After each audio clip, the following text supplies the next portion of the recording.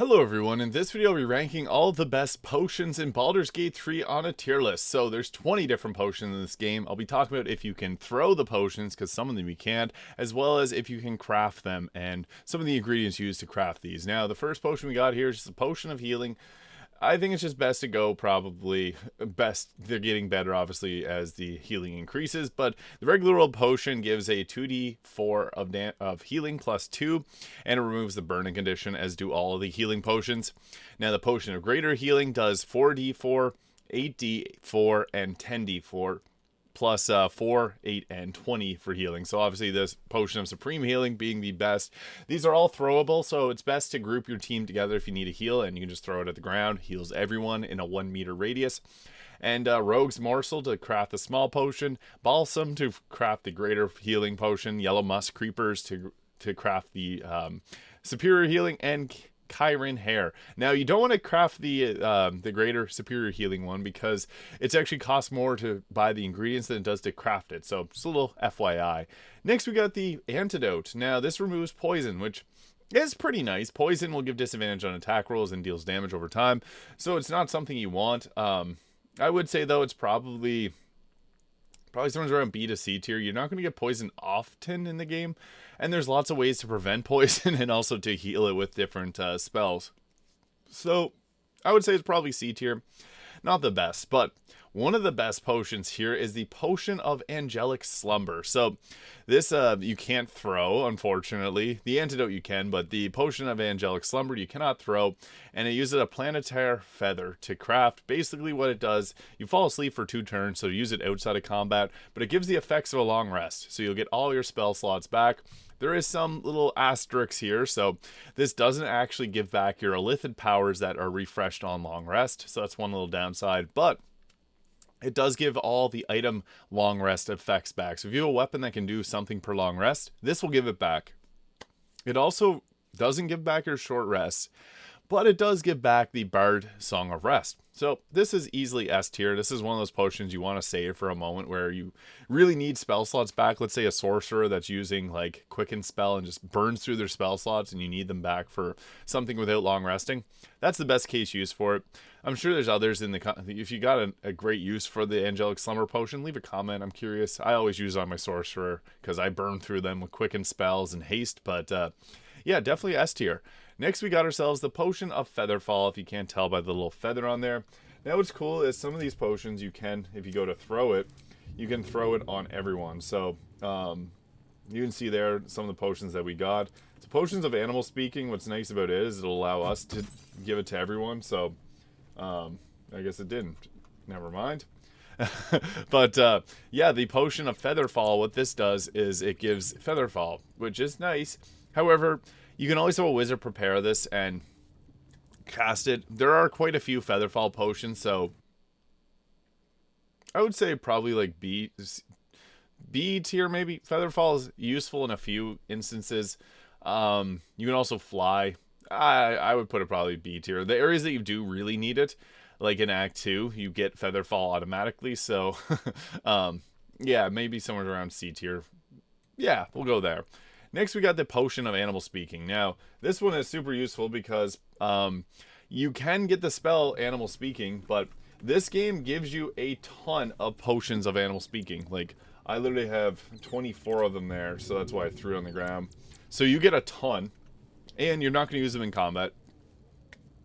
It's purely just to talk to animals, so I would have to say this is probably an A tier potion, because I'd rather not take the spell slot version of this due to how many of these are in the game. You get a ton of them. Speaking with animals is one of the coolest things in this game. You get a lot of cool little secrets and sometimes even items, so it's worth doing. And getting this, yeah, A tier. Definitely a solid one. Next, we got the Potion of Sleep.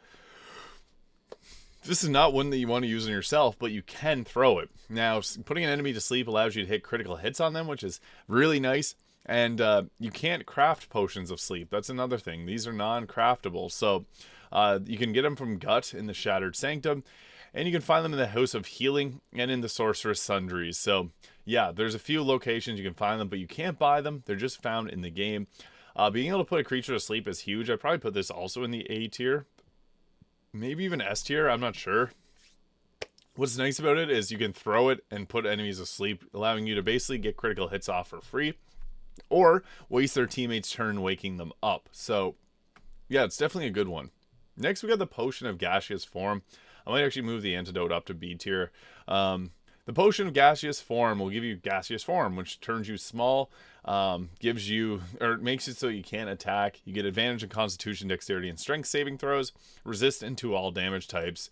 There's only a few instances where you need Gaseous Form. I suppose it's not bad for those times, so you can throw it and affect everyone with it. Yeah, it's not like a super useful spell, but it can have some uses. So you also can't craft this, and actually the gaseous form is not throwable. My bad. I want to move that down a tier. You want the spell version of that, probably. I'll be honest. But next we got ourselves the Basilisk Oil. This is cool. This one's not craftable, and it turns petrified creatures, or turns petrified teammates back into non-petrified ones. So if they got flesh turned to stone, this works.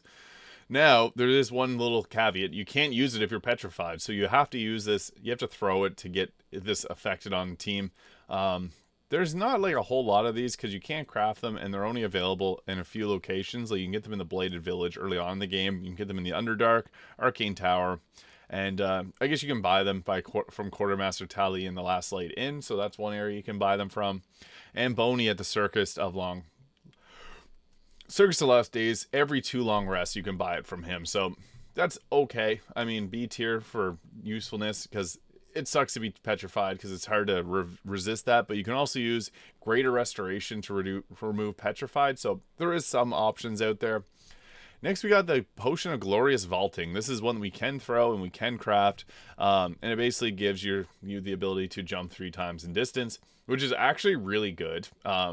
Being able to jump further is massive on certain classes, like a monk. If you have like a throw zerker and you can't hit someone, you can throw this at your monk and allow them to jump around more. I'll put it in the A tier. Jumping is super useful for certain classes, especially monks, which can jump in a limited amount of time, so they can just jump. And there's items that'll deal damage on jump, so it can actually have some synergy. Now we got the Potion of Mind Reading. This will give Detect Thoughts for until long rest. This is funny because if it lasts to long rest, that makes me feel like it's more of an elixir, but it doesn't override your elixir, so that's the difference, I guess. But you can't throw this one, and it's crafted from murder grass. So I would say that Potion of Mind Reading is actually pretty good. Maybe B tier. Being able to... Maybe B to A tier. It's nice to be able to read minds. There's certain instances where this is useful. It's a spell that's only available to there's a wizard spell. It's a sorcerer spell. Or no, not a sorcerer spell. Yeah, sorcerer. Wizard, sorcerer, bard, the great old one, warlock, and Circle of Sports druid, as well as the arcane trickster and eldritch knight at level 8. So not everyone's going to get detect thoughts. So yeah. Next we have the Potion of Vitality. Now this will cure poison or disease. So it's pretty decent. I'll probably put it like probably high B tier. It's better than the antidote. So we'll arrange them just like that. Being able to cure poison and disease is nice. And diseases can range. There's like 40 different diseases that can happen in this game. They're not common, but they do happen. So yeah, B tier for that one. Next we got Potion of Speed. Now this can have some downsides, but also some upsides if you're smart with it. Now this gives the effects of haste for 3 turns. After that 3rd turn, you get lethargic, which you lose your turn. So that's not good. Obviously you don't want to lose turns because that's just not ideal.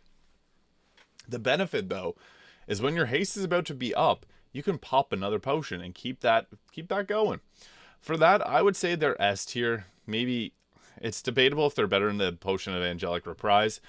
Being able to get hasted and then haste and haste and haste, super useful. This is nice on people that don't want to go, in honor mode. You don't want to if you don't want to cast a spell on yourself, you can get this on yourself by throwing it. So that is a nice little benefit.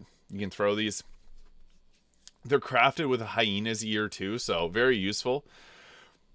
Definitely a potion that you want to use in your playthrough if you haven't used one before.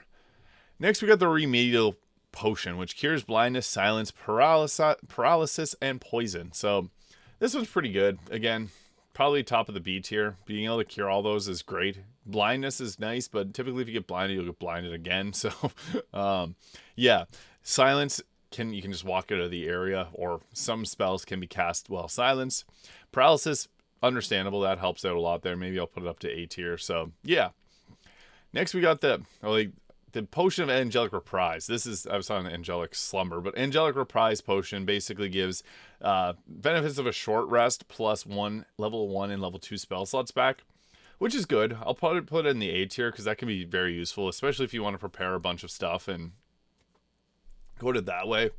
And even on like an Eldritch Knight or a Paladin or a Ranger, this is going to replenish most of your spell slots anyway, so that can be pretty good. So yeah, I'd probably say about A tier for that. Next, we got the Potion of Flying. Now, this can be thrown and it gives flying, which is awesome. Being able to fly around is pretty sweet. And I would have to say, I mean, it has some usefulness. It's better than the Featherfall, so I'll put it in the B tier. It only lasts for 10 turns, so that's one thing.